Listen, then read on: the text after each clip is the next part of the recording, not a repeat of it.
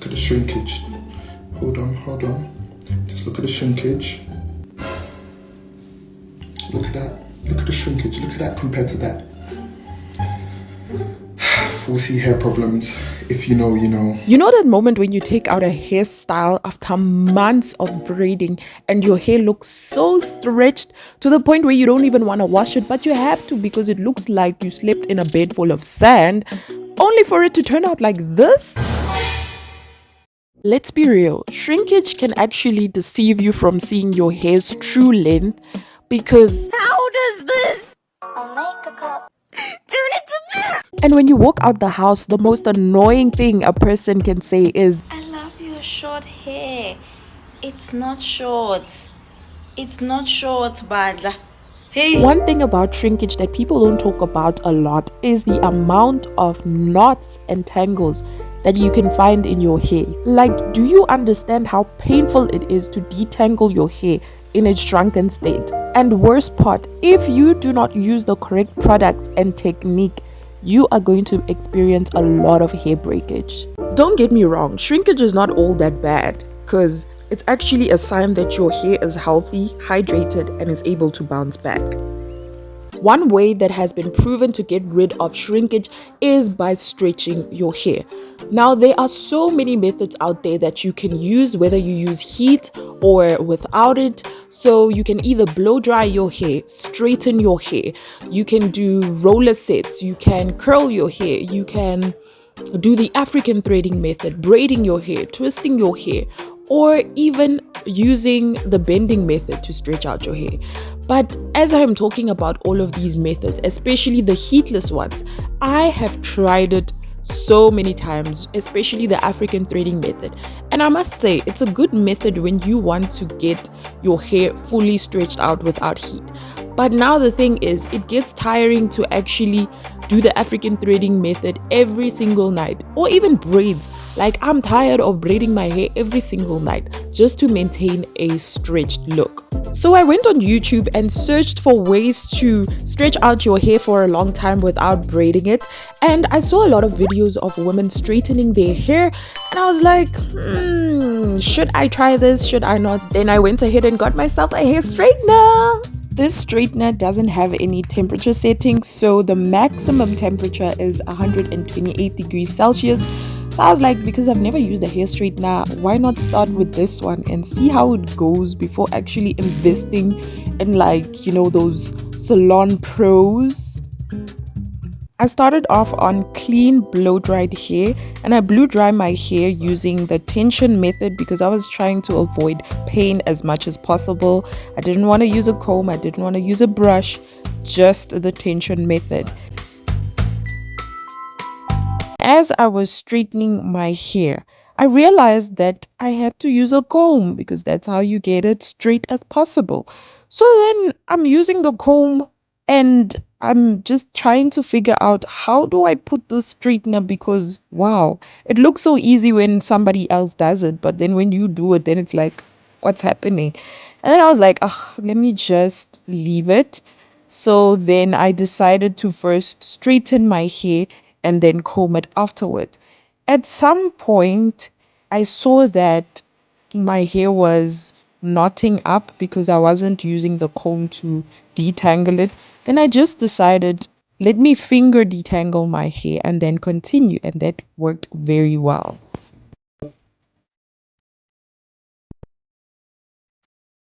One thing about straightening your hair is that you should not moisturize it before straightening. Otherwise, the heat is going to actually fry your hair. However, you can put a heat protectant, but for me, I don't think it's necessary. For the longest time, I've always been afraid of straightening my hair because I saw so many women with heat damage and I didn't want that to happen to my hair.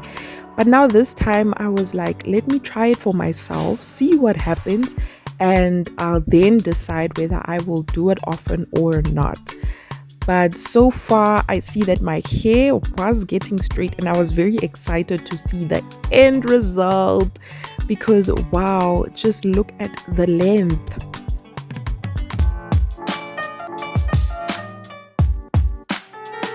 I don't know if it's just me, but have you noticed that women with long natural hair always have it stretched? It's either they have a blowout or a twist out. It's just always stretched. Stretching your hair actually has a lot of benefits. Firstly, it's easy for you to moisturize your scalp and your ends because the moisture will stay in for days. Second thing is that you will not have a lot of knots and tangles, which are the main causes of breakage. So when you braid your hair or cornrow your hair while it's in its stretched state, the comb is not going to get stuck, the brush is not going to get stuck, your hands are not going to get stuck, your hands are just going to glide through it. And let's talk about how easy it is for you to see split ends and just trim your hair, because wow, when your hair is in shrinkage, you can't really see what needs to be trimmed off.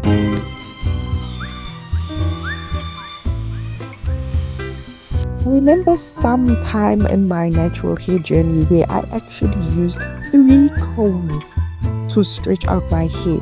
I used a wide tooth comb, a medium tooth comb, and a thin tooth comb because I wanted my hair to be as straight as it was while it was relaxed. So first I would do the African threading method in the evening, and then the next day I would take the 3 combs and actually comb my hair to make sure that I don't have any knots and tangles. Little did I know that I was damaging my hair slowly but surely. I mean, because if you don't have knowledge on what to do with your hair, you will try anything you can to get it as straight as possible. Just before I decided to take up this challenge, I did a sew-in with braids in the front, which did not turn out as expected, and I was so disappointed. So I decided to take my hair down, and I was like, what am I going to do to it now? Because I'm working on Monday and it's already Saturday, so how am I going to make it work?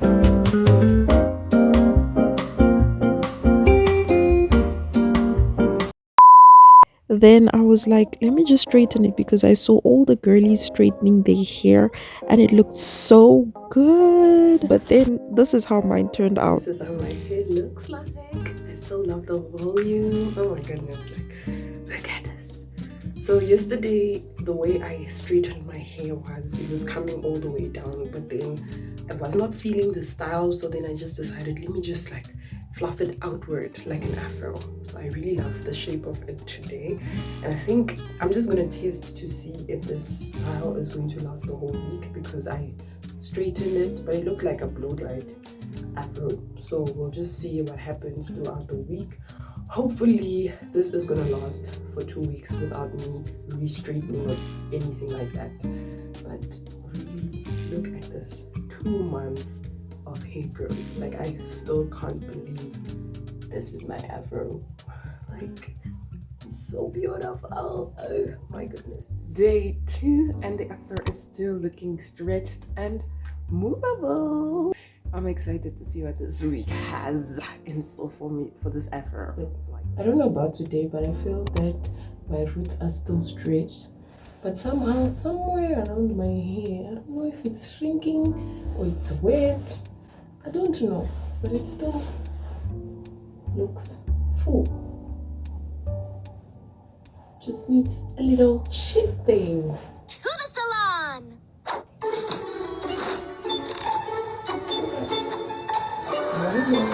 I am enjoying this hairstyle. I have been getting so many compliments this whole week, like, they're just like, I love your hair, I love your hair, you should wear it like this more often. And I agree, because I don't have to stress in the morning about combing it. I don't have to stress about doing my edges. Now they can finally rest, because wow, I don't have to worry about braiding it before I sleep. I just put my satin bonnet and I go to sleep. One thing I could have done differently about this challenge was to wear a shower cap while in the shower, just to prevent moisture from touching my hair and reverting it back to normal. But other than that, I was so satisfied because I did not spend any time combing my hair every single morning. No braids whatsoever. I just woke up in the morning, fluffed it out, and I left, and that was it. And the throw is still throwing. If you would like to learn how to grow and take care of your natural hair, click the next video.